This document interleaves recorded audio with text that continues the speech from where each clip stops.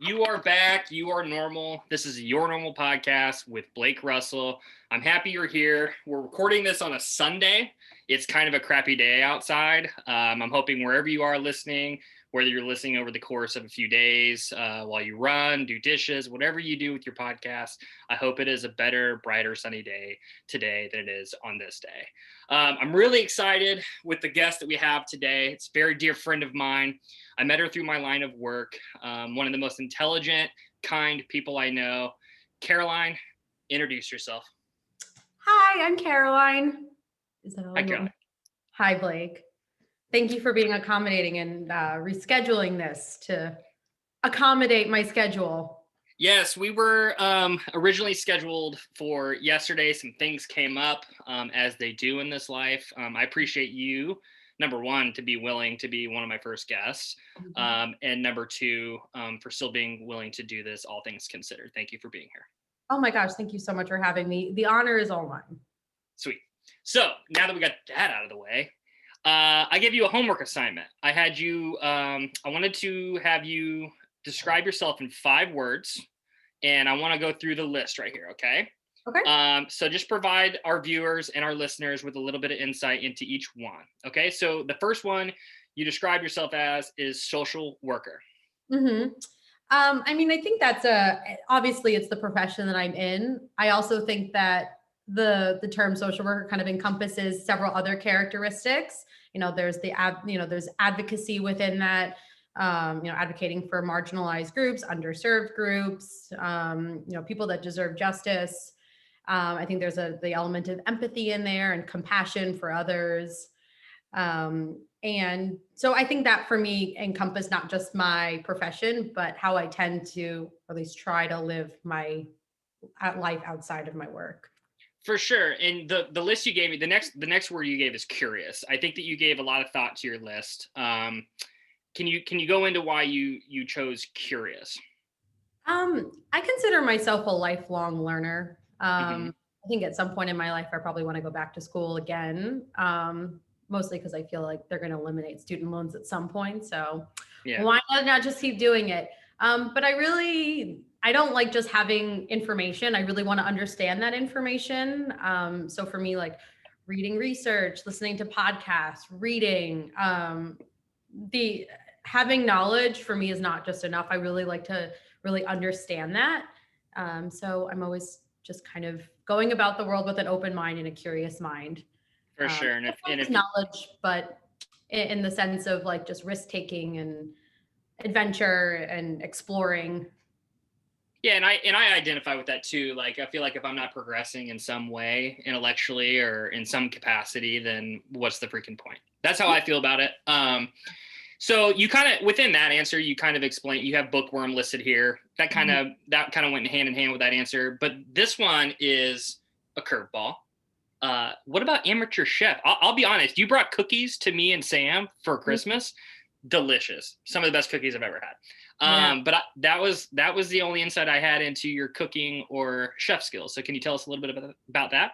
Yeah. I think once like living alone, cooking for me has become very like therapeutic, an outlet for kind of creativity and just like trying new things. And I remember with one of my bosses, Nick, at Adapt, we were having our supervision. He's like, what do you do for self-care? And I was like, Nick, have you ever chopped a sweet potato before? And he was like, all right, well, chop sweet potato for self-care. Like in a formal document he wrote. Yeah, I was like, that's I find it very cathartic. I mean, not just like the chopping part of it, but I like finding new recipes. I like trying them. If I can get myself an hour in the kitchen, it's really fun for me. I like to try. I think I experiment with new cuisines. There's just the element of skill building. And then I have the end result, which is like a meal that I can provide for myself or to somebody else. And I take a lot of joy in that. That's wonderful. I don't speak that language. That's not my cup of tea. And for example, we're recording this on a Sunday. Sam's been out of town visiting her grandparents all weekend. And she normally does the cooking. And I don't realize how dependent I've become on her for cooking. And like it got to where I was going to cook dinner the other night. And so I didn't have to cook. I ate 2 pieces of chicken sausage and cottage cheese for dinner. So that's kind of where I'm at. Yeah. No, I'm not saying I go make like a really luxurious dinner for myself. Like sometimes I'll make, well, like the other day I made 2 pounds of pasta, not realizing how big the box was. And 2 pounds of pasta is a lot. Like that's a fuck ton of pasta. Yeah, that's like, I don't know, a but week's worth. I don't know. yeah, I mean, 2 weeks, I don't know.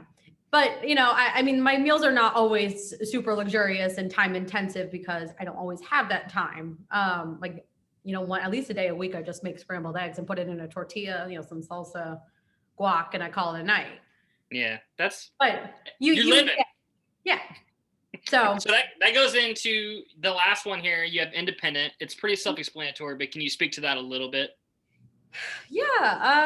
I think I just pride myself on being someone that, and not independent is that like I'm not dependent on anybody, or that I'm like this self-sufficient human being, because I've definitely learned in the last few years that, I can't I'm not this, again, self-sufficient human. Like I need support, emotional support, things like that from time to time. And I definitely have learned to lean on people, but independent in the sense that I listen to kind of my intuition.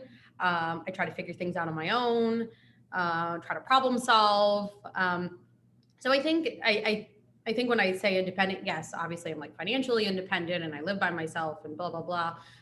But, trusting my intuition and trusting my own thought process and not necessarily putting so much weight into what other people think I should do or other people's opinions about how I live my life. So I think that's a component of independence that I thought of when I at least chose that for a word to describe me. Yeah, and I think that overall, like if I think in a grander sense, if more people listen to their intuition or their inner voice, I think there would be a lot more happy people in the world. I definitely think your intuition is correct more times than it isn't. So that's interesting that you put that. So that list it feels very formal. It feels like almost like a job interview or something. And I appreciate you taking the time to do that. I wanted you to really kind of think about this before we started, but I want to kind of go less formal, more informal. And I want you to do a stream of consciousness of sorts. I want you to tell the listeners, who's Caroline? Why should they be listening? Like, what are you about? What's your life? Who's Caroline? Oh my God. Really? Okay. Stream of consciousness. I feel like it makes me feel like a fucking job interview. Like, tell me about yourself. I don't know. You read my resume. I'm applying for a job. Give it to me. I'm Caroline. I feel like something I always say is I'm like a former pre-med student. Like I'm a med school dropout. I'm an MCAT class dropout. I love science. I love understanding how things work. I'm a social worker now, so I did definitely a 180 with my career. I'm a New York transplant, so I live here in St. Louis. I've been here for 4.5 years. I have a rescue dog named Sasha. She's a little pit mix. Beautiful dog. She's adorable. She's sleeping right now. Otherwise, she would be up in my grill. Why should people listen to me? I mean, you definitely don't have to. I'd have to like sell myself. I have an idea. Well, honestly, I think I'm very human. At least I try to be very human. I think I lived a lot of my life trying to mold myself and be very rigid and put myself into a lot of cookie cutter molds. And a lot of that I think was like adaptive and protective of myself. But it really didn't get me far in a lot of ways. And so I think I try to be very authentically myself. And sometimes that just means I'm just like a complete weirdo. And I pull out random accents here and there, different personas that I can, like put on. And I try to remain really true to myself. And obviously a lot of people are their own person, but I've definitely worked on that really hard in the last few years. So I think that journey, I hope, can resonate with some people and maybe just give some insight into how to cultivate, a deeper sense of self and a stronger sense of self. I had a tremendous amount of questions that were like flying through my head as you were talking, but a lot of it is going to be content. Your response would be a lot of the content that we're going to cover. So before I ask you any of those questions, I want you to speak about how, uh, your SpongeBob SquarePants GIF capabilities, and two, how did you come across this? So for anyone listening, Caroline in text messages has the innate ability to pull out a SpongeBob SquarePants GIF. I don't know what to call it. Is it GIF? Jiffy. I don't. I think it's GIF. I'm going GIF. Okay, I'm team GIF. But how did you come across this? Okay, so I have another friend who talks about this too. My friend Molly. She's always like, Carolyn, you always pick like the right GIF. And I don't really know how it came about. It probably started a few years ago where I started responding to situations in GIF form. And then it became this running joke that it was like my only resume skill. Yeah. And then growing up, we watched a lot of SpongeBob. Obviously very blind to all of kind of like the innuendos that were there and blah, blah, blah. But I believe that there is a SpongeBob episode moment that can fit into like any life situation. Therefore, I tend to gravitate towards SpongeBob gifts and text conversation. Yeah, and there's nothing like receiving a gift that's like perfect, like, and it provides you with that little chuckle, the literal out loud chuckle. And more times than I can count, you've done that. We're in a couple group texts and things like that, but your ability is top notch. Thank you. That's yes, something I definitely take pride in. If nothing else, that's it. Exactly. It's like all right, so one last piece before we get into the nitty gritty of this conversation.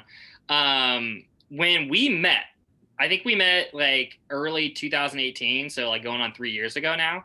Yeah, I got hired at a company called Adaptive Missouri in St. Louis, Missouri. And my first day, I was in a conference room of sorts, and it wasn't. I'll let you speak to it in a minute, but like I remember, it wasn't your first day. You had done work in the what was it downstairs? It was the PSR, the psychosocial rehabilitation kind of program there. Yeah, and you had been there for like less than a year, right? I'd been there like a year and a half. Okay, at that point. Yeah. So Caroline knew some people, but it was her like first day in a new role, so we were both in this room on our first day. Yeah. And I was like excited walking in, and I was like eager to start my new job. And I'm gonna speak to my experience first, and then I'm gonna. I was a raging bitch. I was nasty. I was so mean. I would not call Caroline a raging bitch. I would say that within the first like couple of hours, I was like, oh shit, like I don't really feel welcome here. This sucks. So I like go immediately from this, like, I'm starting my new job. I'm gonna help people to like, oh, like I don't fit in. Damn it. And that's like a deeper, like I have a history of feeling like I don't fit in. So like I was like, oh damn it. But then I was like trying to talk to you about where you were from and stuff, and you were kind of like distant. And then you brought up the Key and Peele substitute teacher bit. And for any of the listeners that don't know about that, I encourage you to look up Key and Peele substitute teacher. But my name has been officially ruined forever. Within that, there's a substitute teacher that is calling roll, and he's calling on a kid named Blake, and he continues to say Balake. And then on that day, you were calling me Balake repeatedly. And then from that moment on, like everybody within the organization was calling me Balake. But moving forward, we had a wonderful working relationship. We started hanging out socially, and that's in the past. But can you speak to that a little bit? What was going on that day? God, put me on the spot. Yeah. So I really don't, I hate that I acted that way more because I just don't, that's just not consistent with how I want to treat people and how people deserve to be treated. I think at that time, I had just finished up grad school. There was this transition that was happening in my life. I was starting a full-time job. I was switching from part-time to full-time at Adapt, and I was feeling like kind of overwhelmed and kind of lost and almost like mourning this grad school lifestyle where, you're kind of constantly connected with people. And it's kind of like a cushioned, safe environment, or at least it was for me. I kind of tend to find that school, or at least school has become like a very safe place for me. And so I think in that mourning, grieving process and that adjustment process, I was feeling really insecure myself. And unfortunately, that insecurity was just displaced onto Blake. He did not deserve it.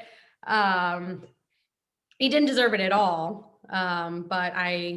So again, it's not an excuse for my behavior. I definitely didn't need to do that. But I worked through that piece of my life. And obviously Blake and I have a great relationship today, a really solid friendship. So yeah, I think that kind of explains where I was at that point. Yeah, and my intention on bringing that up isn't to shit on you. Okay. It is to show that humans and human relationships are complex, and we were able to move past that. We had discussions about it, and Mhm. everything is peachy. But that being said, we were working at a mental health agency, right? Yep. And we went on for the next little over a year. I was with that organization. Mhm. And I transferred into a new role in that time. And we had different experiences within our working relationship. Yeah. And I was hoping that you could speak a little bit about what you do for a living, what you aspire to be, like kind of your process in being where you're at today in your career. Sure. So I think kind of like a lot of matriculates in, masters of social work programs, I was like, I'm going to be a therapist. Mm, That's it. Now, not to shit on therapists, because Blake excels at the role that he does. And I have dabbled in therapy, at Adapt. And, I kind of did that on a part-time basis in addition to the jobs, the main roles that I had there. But I think I in doing internships and just work experience, I've really gravitated toward community work. So working with marginalized, underserved populations, and I think I want to stay in mental health. So at Adapt, I did several different roles there. I think the one I enjoyed the most was honestly being a caseworker and having those intimate relationships with our clients and really helping them navigate a lot of different life events. I currently work at a primary care clinic. I work within a chronic pain management program, and I approach it from a behavioral health perspective. So I help people that have chronic pain kind of retrain their brain through like cognitive behavior therapy, motivational interviewing, to rethink their pain, change the way they experience their pain, but then also do a lot of like relaxation training, mindfulness, lifestyle habits, really just emphasizing that mind body connection. mm, I think being like a former pre-med person and just like a sciencey person, for me, educating people about like your mental health, your emotional mental health is not like this dichotomous entity from your physical body. Like those two things are so intimately connected with one another, and you can't address one and ignore the other. Um, definitely, definitely. And for anyone that's listening, that like what Caroline is saying is spot the fuck on. Like it is. I think that a lot of people often think of, number one, I think overall, there's this misconception that mental health isn't health. Like it's mhm, especially like I think I've talked about this before. Maybe I haven't talked about this before on the podcast, but like being a male in our Western culture and like mental health, like that's not promoted, and it isn't from a young age. And I think a lot of people are becoming more and more aware of that. yeah. But for just the notion that like your mind and your body are connected, for anybody that is interested in what she is saying, I would encourage you at the minimum, if you're not familiar with the adverse childhood experiences, the ACE. It's like a list of 10 questions of trauma that people could potentially go through when they're young, and as they get older, the impacts it has on their physical health. And it's like a scientific based Mhm. study. And what she is saying is spot on. I appreciate you taking the time to say it. And Caroline is somebody that I've spoken about this before with you, Caroline. I think moving forward in this field, you're going to be somebody that I feel very comfortable, and you're going to be somebody that I reach out to a lot for clinical knowledge and insight into a lot of various topics that I might not be as well versed in. And I hope you feel the same if you ever needed to hit me up. Oh, for sure. And I think we've already demonstrated that, Blake and I have, written letters of recommendation for one another, endorsements for different jobs. So I definitely see you as somebody I look to for clinical advice, um, and just guidance really in the field. No doubt. And I don't want it for anyone that I don't want to go too far down the path of like the technical side of behavioral health, mental health, No. and all that. But it's important that we kind of set the scene for what you do for a living, and then we can kind of get into our discussion. For me, I went into mental health. I I didn't know what I wanted to do for a living for a long time. I was just grasping at straws, and I didn't really start thinking in that fashion until like probably my sophomore year of college. I was just kind of like floating through time. I was just like, I don't know, I like my friends and I don't know. And then I got a teaching degree, and on a previous podcast I talked about my path and how I went from teaching to like where I'm at now. But I know that in my heart, a lot of why I was so drawn to this profession, number one, is what you were speaking to earlier, is that it's like the opportunity to consistently learn over the course of my entire life, because Mhm. we don't know a lot. We don't know very much yet. Mhm. And I think that I have an openness and a willingness to learn, and we can always progress and get better with what we're doing. But the second part of this is in my intro podcast. If you haven't listened to it, it's like 8 minutes. Go back and listen. But I talk about some of the struggles I had when I was a kid. I had a lot of anxiety. I was always thinking about dying, and like I had a lot of health problems as a result. I started having panic attacks when I was in my late teens. It was a struggle, and it's something I still struggle with. But I think that is part of why, like, you know, for me at least, that I went into it, because I'm like, okay, I kind of know some of like how it feels, and I think I can offer something at a very basic level. Mhm. Can you speak to why you think that you chose this profession, and if you feel any similarities in what I've just been saying? Oh, absolutely. I think, the best patients make the best doctors, or Mm, patients make the best doctors. The mhm, the role of empathy, I think, in this field and lived experience, while not requisite, adds so much value to the work that you're doing and gives a lot of insight, because mental health, behavioral health is not something that's tangible. It's not something that we see. And it can be frustrating when you don't exactly experience what that person is going through. So yeah, I've struggled with struggled with my mental health for most of my life, probably since I was about 8 years old. I have started with a lot of anxiety as a kid, had a lot of similar ailments that you did, just was really, really on edge, was really scared that other people were going to die. I started not wanting to go to school, and then, starting in middle school, I want to say sixth or seventh grade is when, the thoughts of my eating disorder started to appear.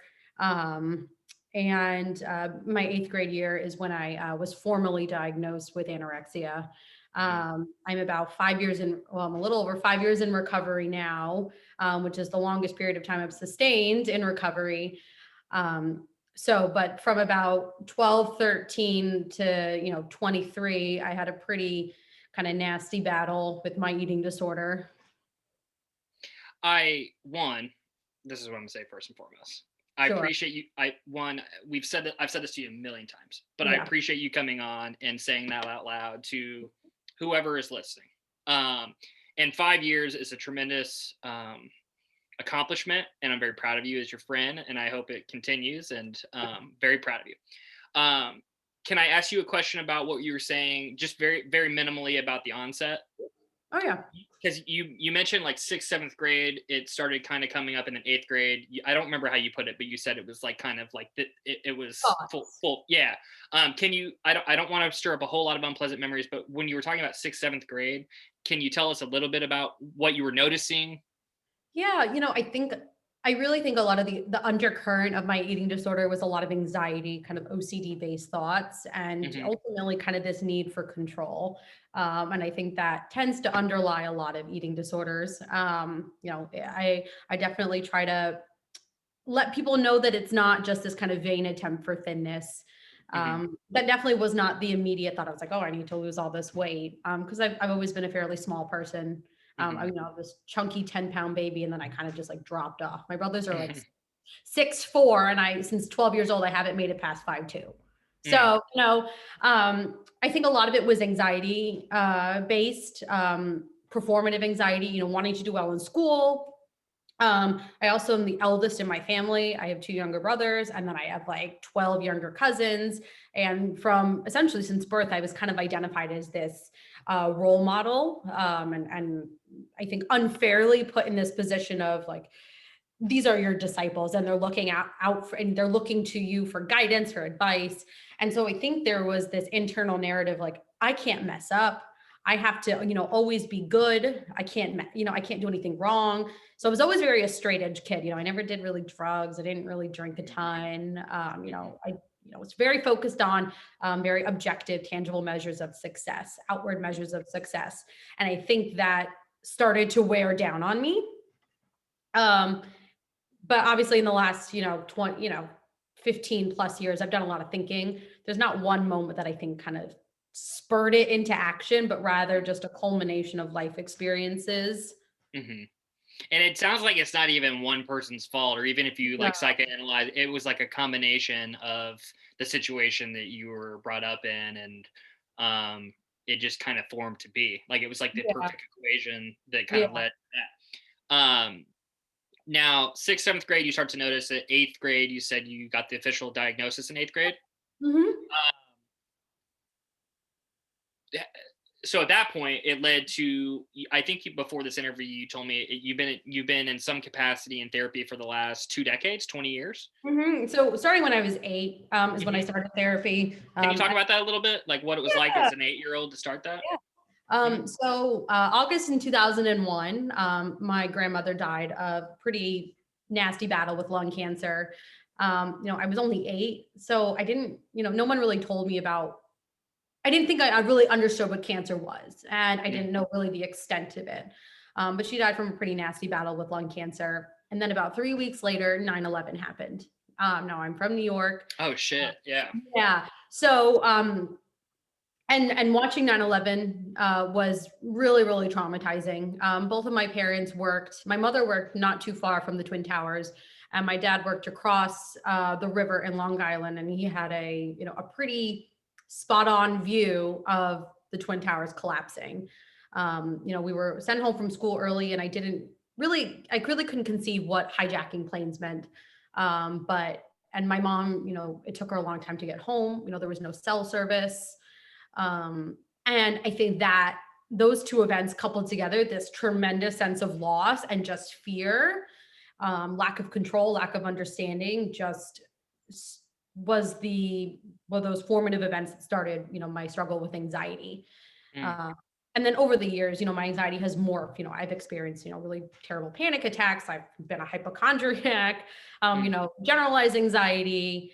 Um, all of that stuff. But so my parents got me into therapy. I was having a ton of nightmares. I couldn't sleep at night. I didn't want to go to school.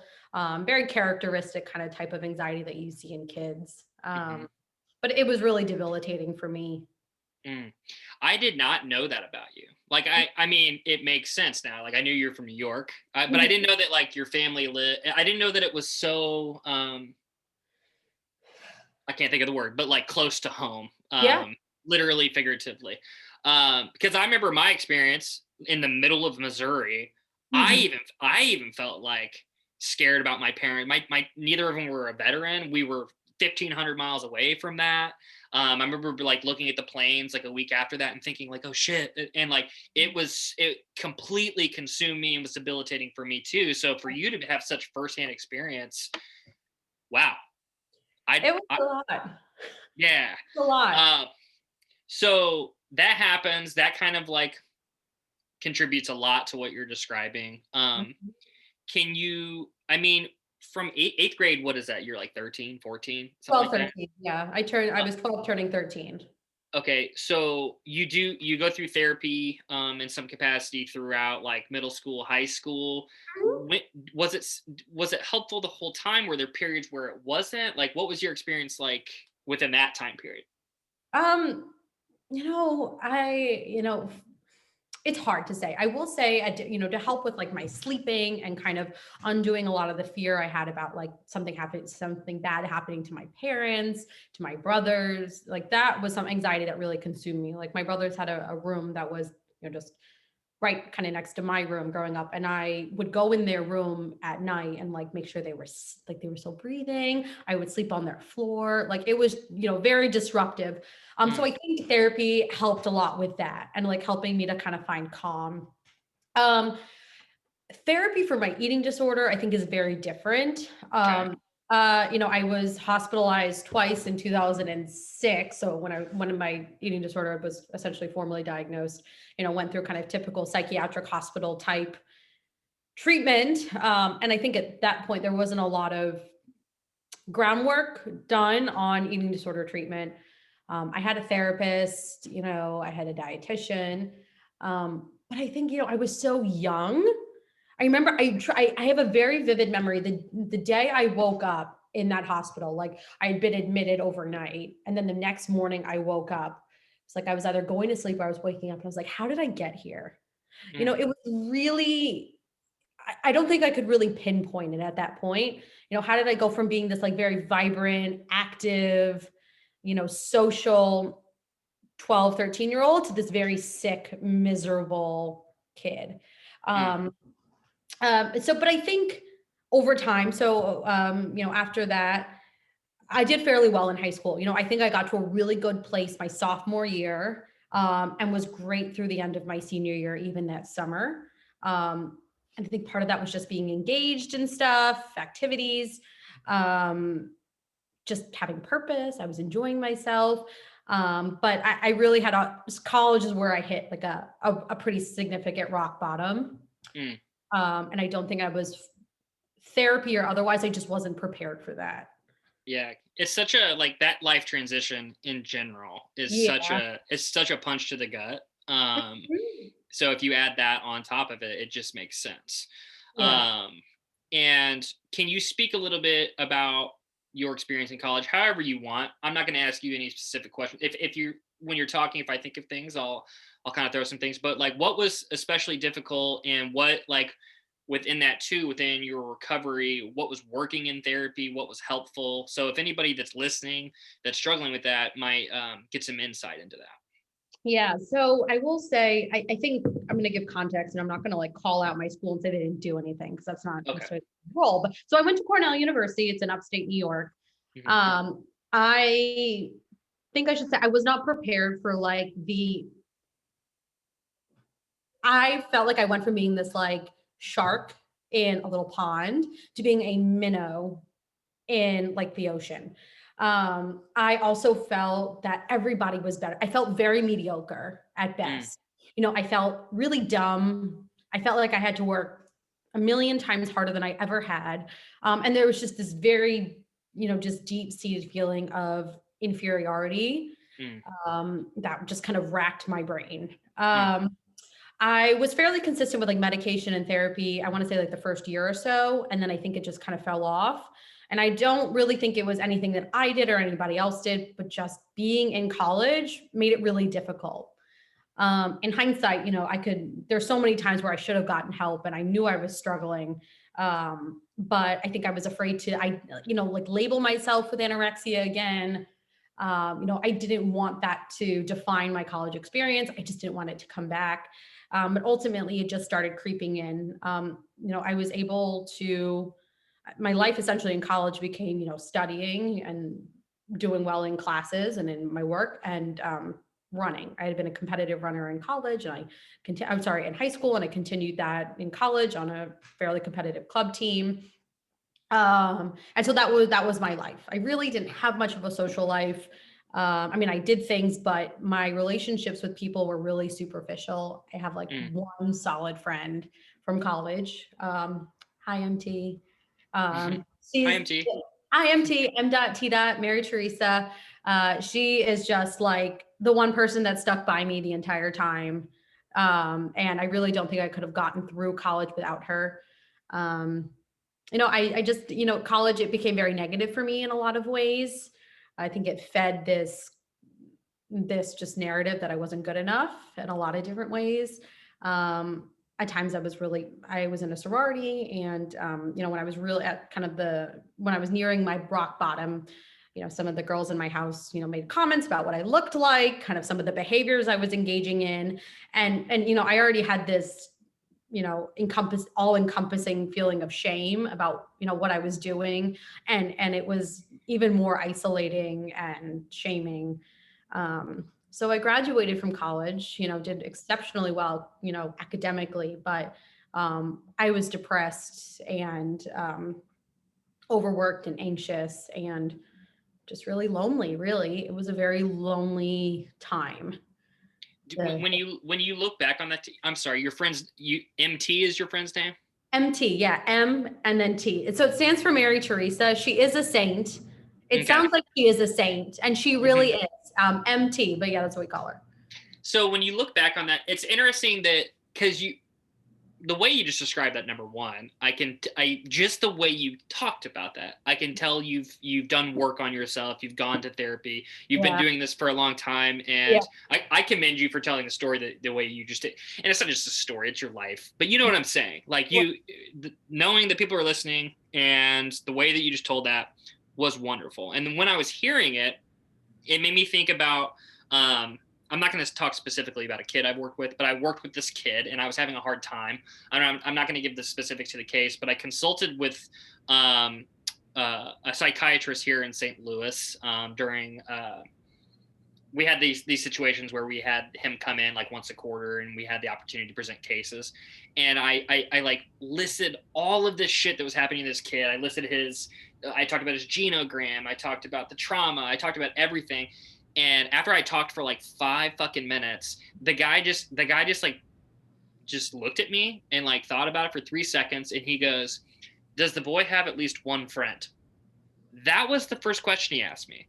And I couldn't answer it. Like I didn't really know. I knew he had talked about kids at school, but then like as we kept talking and stuff, I realized that like everything aside, we're humans, we are social beings, and the importance of having at least one friend when you're going through something like that, the weight of that, it can get you through anything. So when you think, I'm curious, like having that professional experience myself and then hearing you say that, when you think back about that time and you think about MT, does it hold a lot of weight for you?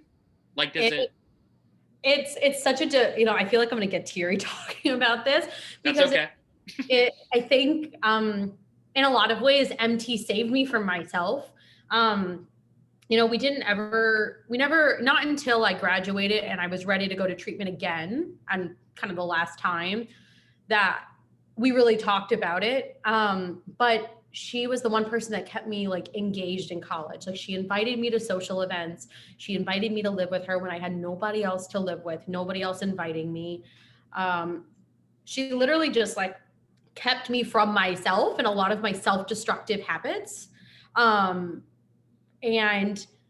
I don't know if I can like describe in ways like how meaningful that was as somebody that like I had no drive to go out, no drive to socialize, really just was this very blank person. Like I really kind of like, I mean, me, I'm a very gregarious, loud, kind of a pain in the ass sometimes. But consistent with anorexia, my life was so restrictive. My emotional range was so restrictive. I was kind of just like this I was just kind of a shell of who I am. And I think just the value in having somebody say, "Hey, come out with me tonight," or like, "Let's hang out," or just to talk to me. Just God, like I don't know if I can really describe how meaningful that was. No, and you don't have to. Like, I mean, I'm not expecting you to have like a. There are no really great words to say it, like she really just, there's an element of like, we didn't need to talk about it to know that I was really hurting. And again, I think at that time, like, let's say like 7 years ago plus, I don't think mental health was really at the forefront of people's minds, and we didn't have this open dialogue about mental health that we do now. And so I don't blame anybody for not, talking to me about it. Mhm. But her way of addressing it was like just through what she knew what to do and just being a friend. Just being present, right? Just Like being present. just being there with me and not letting me be alone. Mhm. And I think, a lot of those secrets and a lot of the behaviors that one engages in and, addictive stuff, they thrive, they like breed in silence and secrecy. Mhm. So to get me out of that, just, provided a temporary reprieve from a lot of that self-destruction. No doubt. And shout out to MT. You sound like a Yep. wonderful person. Don't know you. She's Um, she has to come to yeah. St. Louis. We talked about this recently. If she comes, can I meet her? Absolutely. I mean, post COVID and stuff, Post COVID, 'cause- yeah. yeah. Yeah, she was the first person I texted, like, when I was going to treatment back in 2015, when I was coming here Mhm. to St. Louis. So, Mhm. I mean, she was, the person that I can kind of just, that, like, I was feeling a lot of shame at that time, and I Mhm. just told her, and I was like relieved. For sure. And for anyone listening, rely on people around you. Do not suffer in silence. Rely on those around you. Yeah. So within that discussion, I want to transfer to a different topic. We Yep. have I'm being mindful of time. We have about 20 minutes. Okay. Sure.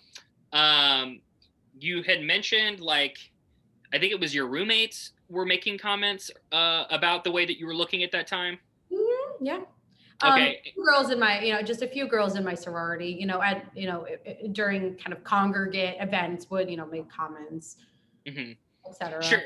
Sure. You can kind And of tell they were staring. it made me think of like the topic that we kind of plan on discussing next. You had mentioned that, like, um, we want to talk about dating as a millennial. Number one is an overarching kind of Yeah. topic, but within that, you had mentioned that, like, dating while suffering from anorexia and having anorexia was a difficult task. Can you speak to that a little bit, like in college and your experience with that? We didn't really date. Let's just be real. I had like some flings, some things that I was like, I could feel that I was like trying to be there, trying to nurture it, and then I would just like retreat.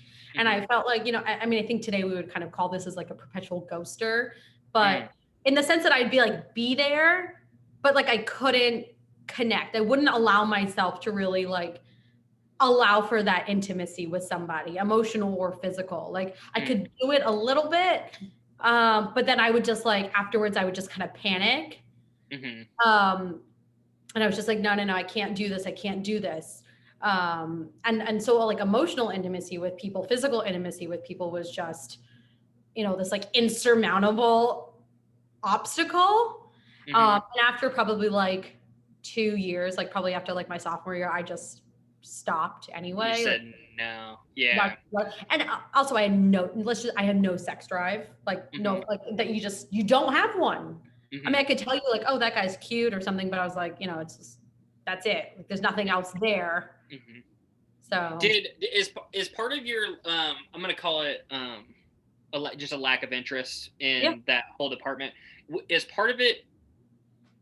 I guess I want to know, like, is it mostly because of the standard that you were holding yourself at, and you were feeling insecure in this newer environment, and you were trying to aspire to be somebody who was completely successful intellectually with school, everything within your running, probably. Mhm. Is it because you just felt like you didn't have the energy to give that, or what do you think it was?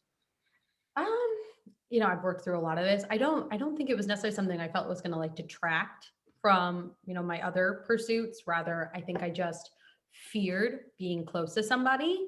Mm, I think just the element of intimacy really freaked me out. And and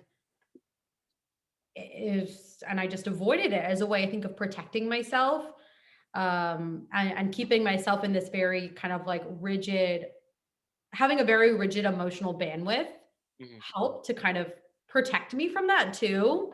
And then mhm, also just, I can't get hurt. I can't fail if I'm mhm, not connected to somebody. mm, So I think that, now I dated somebody prior to that. Like I dated somebody in high school, who's still like a tremendous friend of mine. So I knew I could do it. But I think just like where I was at in my life and just how kind of overpowering my eating disorder thoughts, where I couldn't give myself to anybody or Mm. really connect with anyone. I think it also speaks to like social relationships too, just friendships.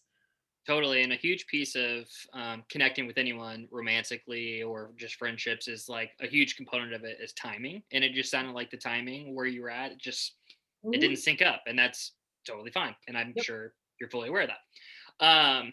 So that's college, and then what, like 16 years later, here is where we're at, something like that, around that time frame. Is that right? 16 or say, Like six to 10 range. yeah, we're about like, yeah, like to 10. Yeah, 6 to 10. Okay. I started college 11 years ago. So So, yeah, oh six to wow, 10. man, We're so old, man. I'm I'm even older than you. But not Uh, that much. But not let's that not much. let's not dwell on this. Okay, No. so dating now, right? Yeah. It's 2021.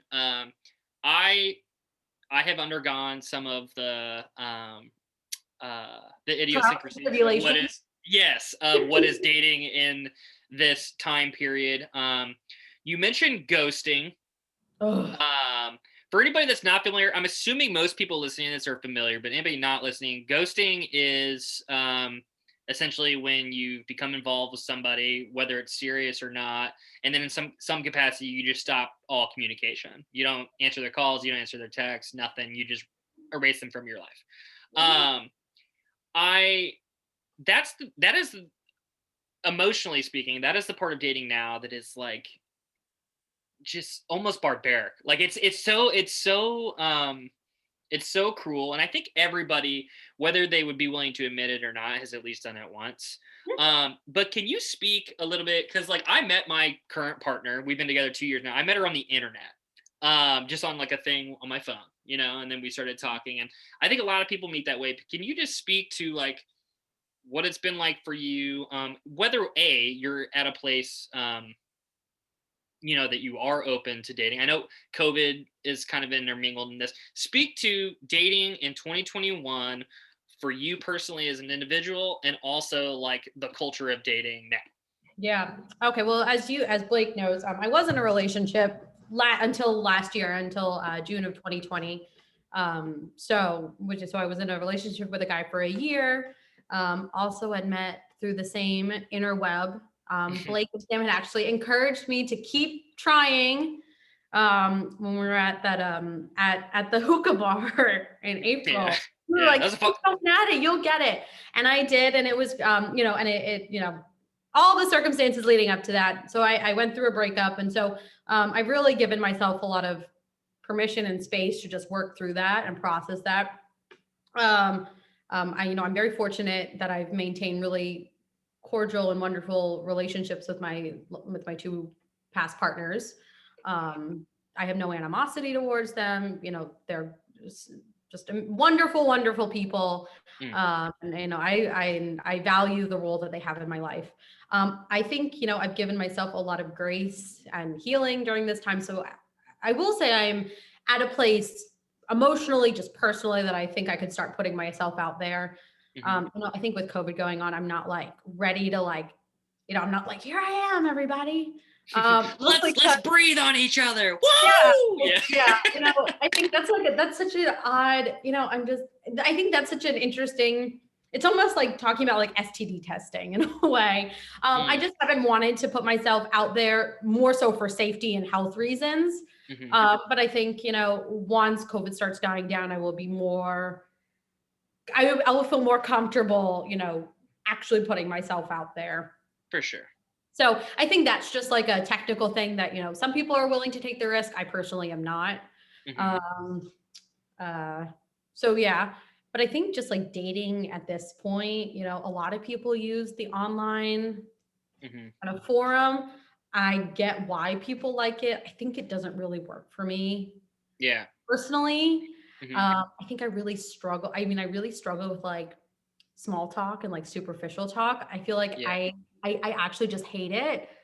I really am I think I'm like a thinker, and I like deep conversations, and not that I need to like what's your childhood history, the first time I meet somebody, but Mhm. um I also think I struggle with just how online kind of dating works with just like, it's so appearance based. Yes. And I think it's hard to, actually like form a relationship with somebody through that medium.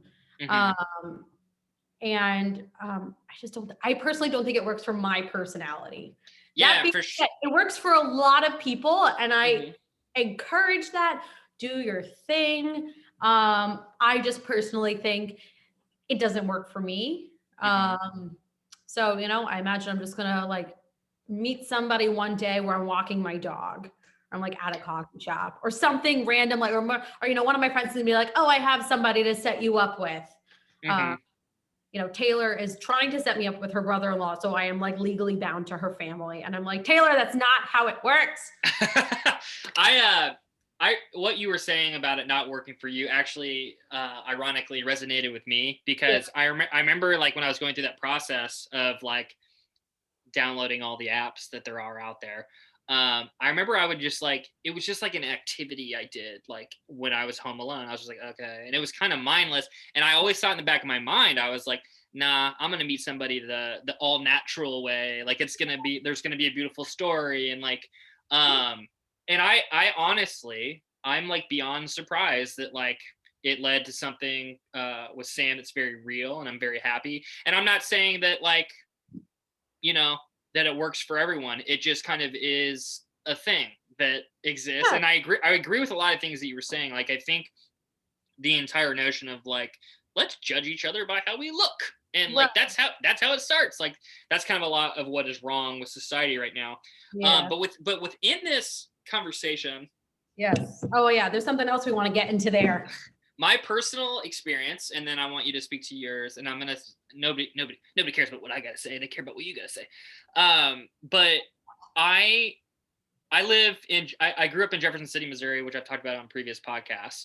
And when I would go home Mm-hmm. from St. Louis, and I also lived in Kansas City for a while, I remember I would see people that I hadn't seen in a long time, and I would always like get pissed the fuck off when I hadn't seen anybody in like years sometime. And the Mm-hmm. first thing they would ask me is like, "Are you dating anybody?"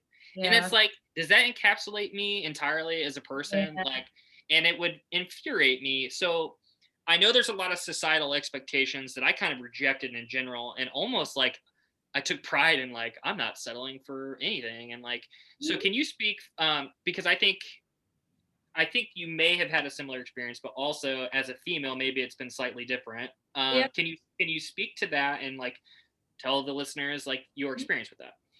Yeah, I think about like my group of friends. I think I'm like one of two single people. Like I either have friends that are married and have kids, or in like significant long-term relationships, committed relationships. So I'm kind of in this like I guess like an anomaly by being a single person. Mm, Um, and for a while, I kind of, my brothers, I have two younger brothers, they're 26 and 22. They're kind of like serial monogamous. Like they thrive in relationships. Their respective partners are lovely, lovely girls, like couldn't do better for themselves. And I think sometimes like it never really dawned upon me that I was kind of this like perpetually single soul. mm, Until it kind of started being very visibly apparent, I guess, that everybody else was getting partnered up. And I'm like, here I am third wheeling mm-hmm, once again, or fifth wheeling or whatever we want to call it.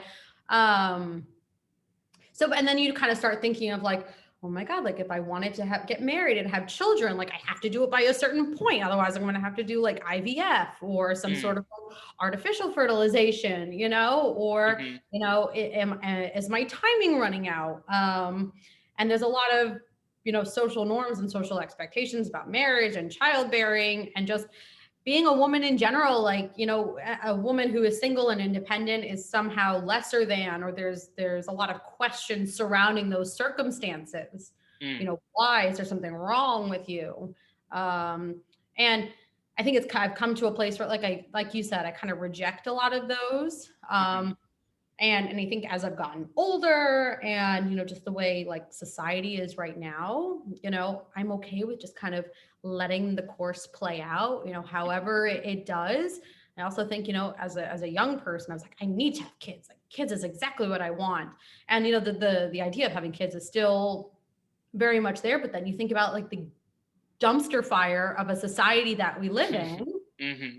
And like the environmental, just like the degradation of our environment and the finances. And you think, well, is it even ethical or like conscious of me to bring a kid into this world? Mm.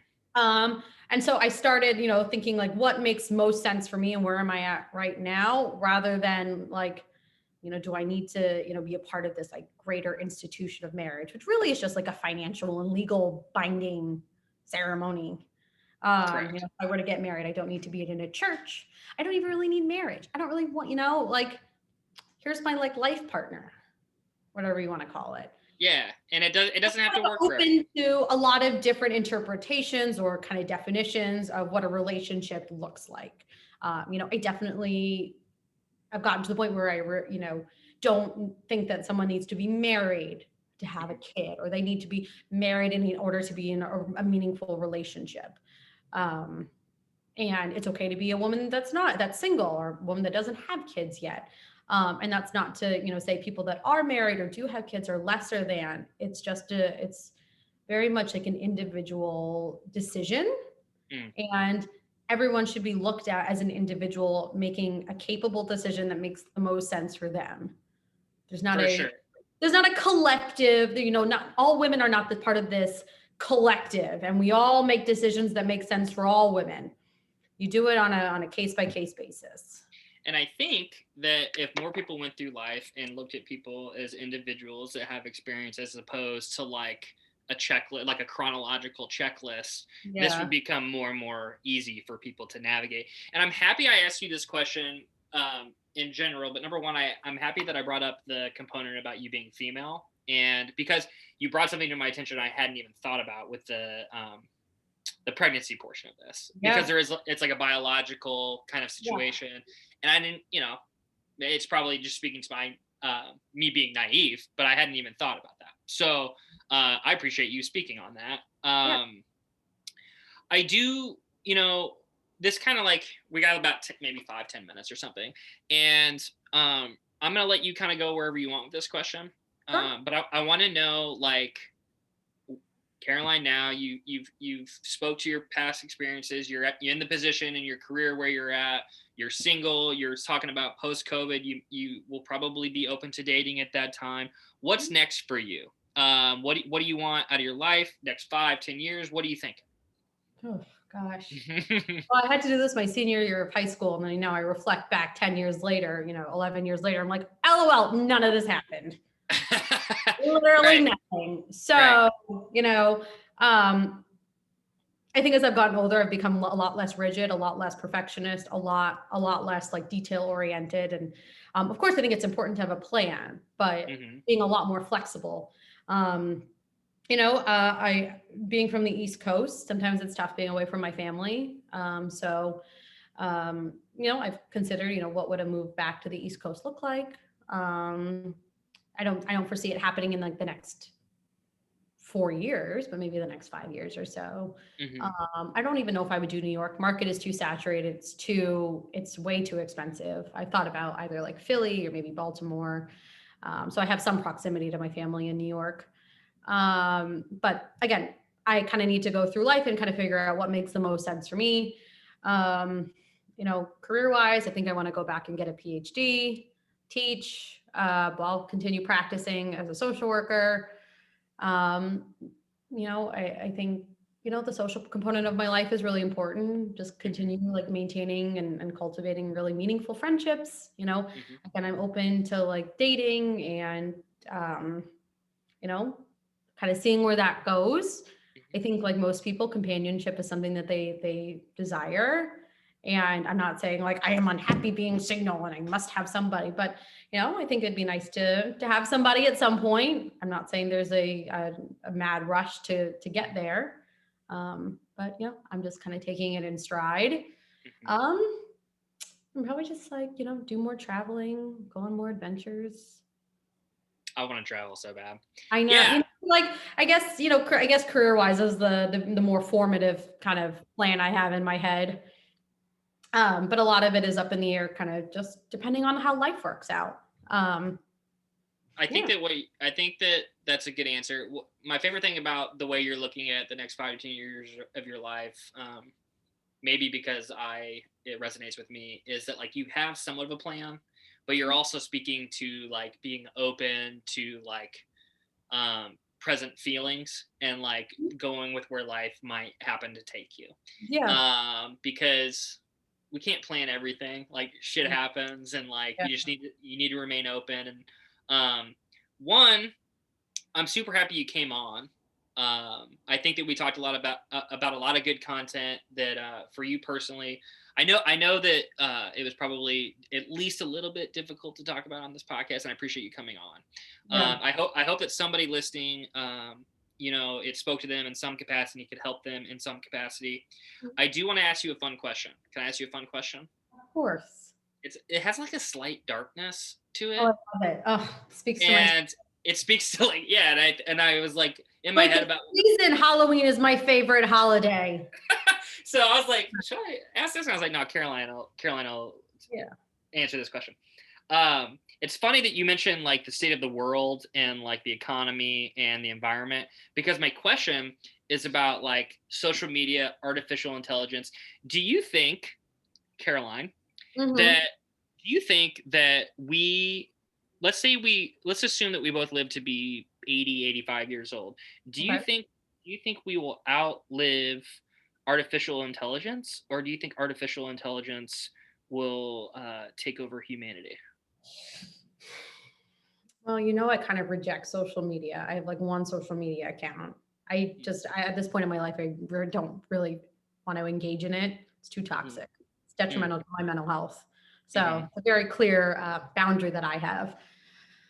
Whew, that I think is going to be tough. I feel like we're probably going to start seeing AI in mm, more like technical sectors. I think we're going to see it a lot in medicine. I listened to an interesting podcast where like AI can be used to like review a person's like medical and like social history in a lot more depth than doctors can do, and at a much quicker speed, make more personalized like recommendations for health.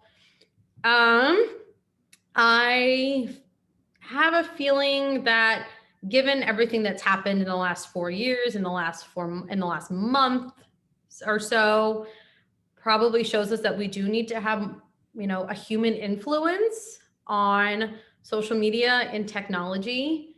I don't know how much of humanity and like compassion and empathy and like morality AI is capable of. Um, and so I do think that there is a need for humans to remain in that sector, mm. and have a strong hand over that. Because I think that if we put robots there, I, that's a really unsettling thought. mm, So I do think we need humans there as a gatekeeper. yeah. And I am blown away at Caroline's response just now. I did not prepare her for that question. And that was a wonderful answer. Yeah, I he's have, gonna need some like rando question at the end that he won't let me into. So I don't here know. we are. It's been something that's been on my mind a lot lately, and Yeah. I have legitimate concerns that like we are experiencing. I don't want to say we're experiencing the end of times, but like things are not in a good place, and I'm worried that technology has like surpassed our ability to like, I don't know, overcome and like get a grip on it. But It's scary. It is really scary. But that being said, here I am making a podcast and posting it on the internet and just being a part of the whole thing. And also, without the internet, we don't have the Bernie Sanders meme that was like floating all over the internet, which was a Did wonderful you buy thing. the sweatshirt? I really want a sweatshirt. Just more so to donate to the charity part of it. I'm gonna do a plug right now, and this just happened naturally. So Ray Gun, it's in Kansas City, Missouri, and there's also a Des Moines, Iowa location. That's where the shirt is from. America Needs Love. They have Bernie Sanders shirts. Check them out on Instagram, raygunshirts.com or something like that. I don't know. I wasn't planning on doing a plug, but here we are doing a plug. Oh my So God, you should get a sponsorship. Am I allowed to say that on here? I don't know. Okay. So, Caroline, do you have any final thoughts? I appreciate you entertaining the last question. Do you have any final thoughts for me before we part ways here? I'm going to say one little thing about recovery. How about Do it. that? Let's Because do my it. primary care doctor asked this to me at my last checkup a few months ago. And she's like, well, like, how did you get here? And I was like, I couldn't imagine that I would be in this place in my life, health-wise, professionally, socially. It has defied every expectation that I probably conjured up in my mind. And what would I say to somebody that's in the midst of struggling with an eating disorder? And that's, I was a pain in the ass patient. I think I rejected getting better for a long time, or was scared to. And recovery is about trusting the process, trusting your body, trusting yourself, trusting that maybe other people have good intentions for you and know what's good for you, and that you're not in a place where you can kind of make sound choices for yourself. And so I think trust and surrender, in the sense that you're just going to do what's best for you and let that happen. So learning to like trust my body and my mind, kind of going back to that intuition thing, has been such a process, letting myself respect what my body says, respect what my mind says, and realize that it doesn't have to agree with what social media puts on, what other people are doing. My body is smart, my mind is smart, and I deserve to give it the attention, respect that it deserves. And there's a certain piece within that, I'm sure. And there's so many topics that we could like do a subcategory, a whole conversation about boundaries, like all the things you've mentioned. But let's save that for another time. Can we do that? Would you be willing to come back on? Only if I will give the people what they want. If the people give me a resounding encore, I will make a second appearance. Of course, would love to support a friend who, this podcast is going to touch so many people and help so many people. So thank you for having me. Yeah. Proud to have you on. Congrats on 5 years. Congrats on progressing your career. Thanks for listening, everybody. Take care of yourselves. Have a great day.